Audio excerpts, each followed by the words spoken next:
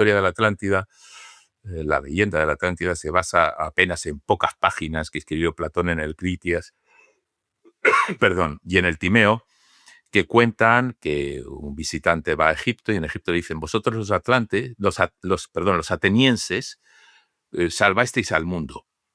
Hubo un imperio enorme que estaba más allá de las columnas de Heracles, es decir, más allá del estrecho de Gibraltar, adentrado hacia el océano Atlántico, que en un momento que tenía, yo qué sé, fuentes que le emanaban agua, tal, esto, todo el oro del mundo, sus barcos navegaban por todos los mares y eran enormemente ricos, los edificios estaban forrados con oro y otros metales preciosos, pero se corrompieron los atlantes, que eran semidioses, se corrompieron y fueron a conquistar el Mediterráneo. Y conquistaron todo el Mediterráneo hasta que un puñado de atenienses, los atenienses eran muy poquitos, esto ocurrió según Platón, según lo que cuenta Platón, habría ocurrido para nosotros hace 11.000 años, se enfrentó a ellos y los derrotó.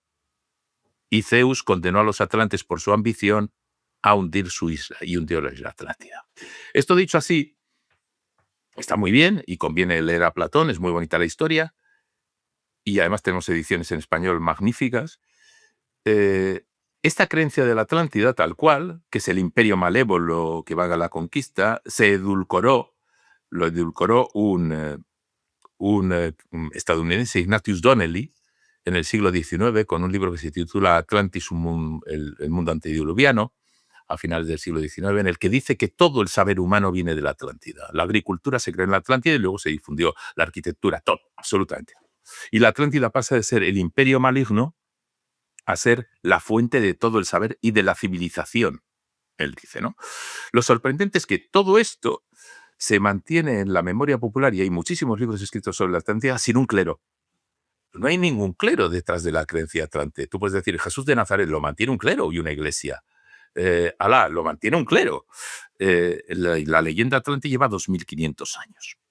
Pero además la leyenda atlante, cuando uno lo lee, no solo es que contradiga todo lo que sabemos de la tectónica de placas, de la historia, hace 11.000 años no había ningún imperio, los atenienses no existían, había grupos de cazadores recolectores en donde está ahora Atenas, y no había absolutamente ningún imperio, como ya he dicho, sino que cuando uno lee el relato de Platón y ve lo que hace, Platón hace, como dice Pierre Vidal-Naquet, un historiador, en un libro maravilloso que tiene y muy fácil de leer sobre la Atlántida, Platón construye la primera historia de ciencia ficción. La Atlántida es una historia de ciencia ficción. Platón está muy mosqueado porque su Atenas ideal se ha convertido en un sitio donde quieren dominar y quieren crecer y quieren comerciar y quieren tener poder, ¿no? Y entonces coge las guerras médicas, las guerras con los persas, y en las que ya sabemos que en la batalla de Maratón hay una batalla en la que unos pocos atenienses ganan, va cogiendo elementos históricos de su época y los va metiendo en el relato. Y crea ese maravilloso relato. Y Pierre Vidal-Naquet dice, Platón escribe un nuevo género, inaugura un nuevo género literario que es la ciencia ficción. ¿Y por qué también es bonita la Atlántida? Yo esto nunca lo había pensado, hasta que hace demasiados años, hace 20 años, hablando con un arqueólogo estadounidense que se llama Ken Feder, de estos temas, que dio una charla de la Atlántida. Porque la Atlántida es la gran franquicia del cine de Hollywood de finales del segundo milenio y principios del tercero. La Atlántida es la guerra de las galaxias. Es un claro. imperio malévolo superpoderoso que va a controlar el universo. Además, la leyenda atlante ocurrió hace mucho tiempo y más allá de las columnas de Hércules, en un sitio muy, muy lejano, va a dominar y de repente un puñado de rebeldes salva al resto del universo. O sea, es que es indudable que es así. ¿Por De qué? todo. Claro, porque son las leyendas humanas. Y entonces cuando estás viendo la Guerra de las Galaxias, el Imperio contraataca y el retorno del Jedi, estás viendo en realidad la historia de los atlantes que cuenta Platón.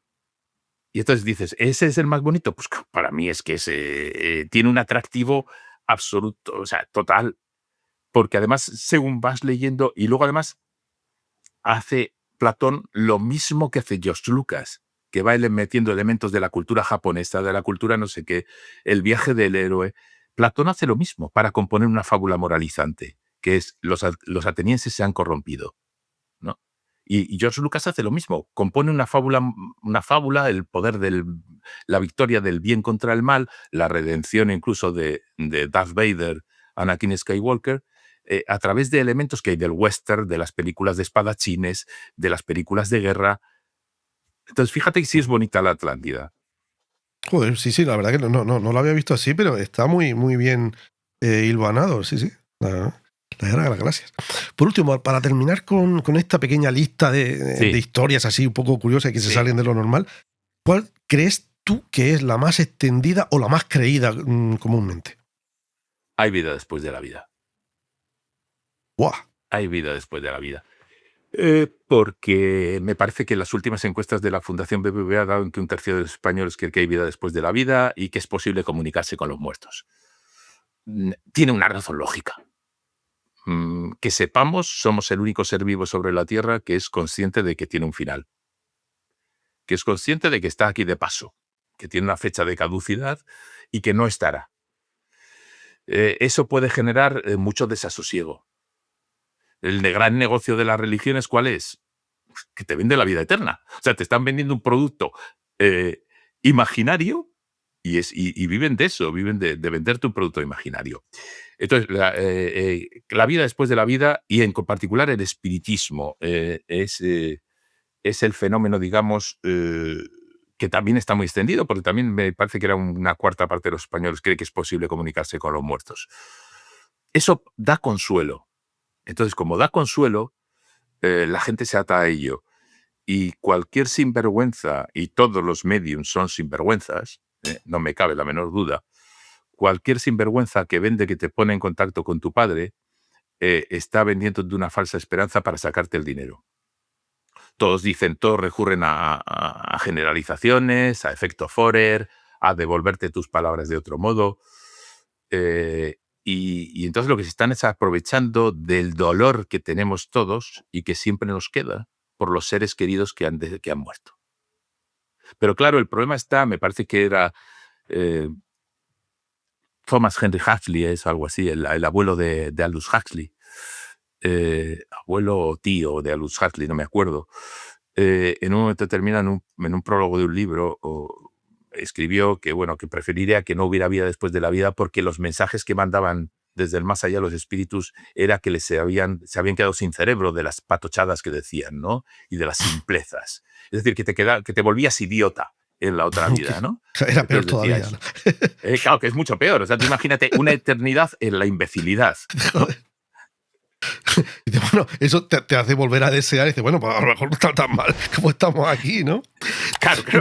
O sea, es que una eternidad diciendo, yo qué sé, ten cuidado, hijo mío, te veo muy bien. Dices, ostras, esto es muy gordo.